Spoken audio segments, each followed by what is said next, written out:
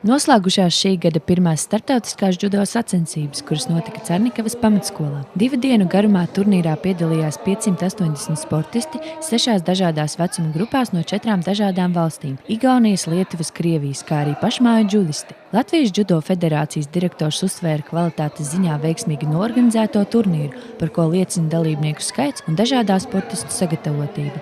Cilvēki arī dažādi un sportisti dažādi arī.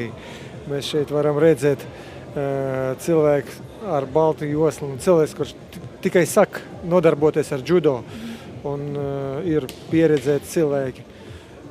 Sportisti dažādi, bet cīņi ļoti interesanti. Šeit mēs varam redzēt mūsu nākotnē, mūsu judo nākotnē.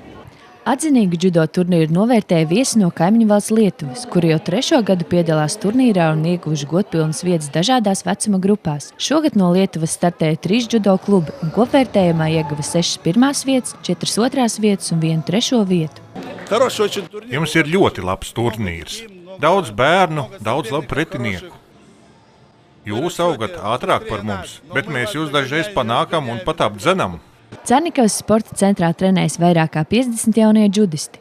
Cernikavas novads tika pārstāvēts gan zēnu, gan meiteņu grupās. Mājinieki turnīru kopvērtējumā izcīnīja 3 otrās vietas, 1 no tām meiteņu grupā un 2 trešās vietas puišu grupās. Kas bija tavas sīvākās konkurences šodien?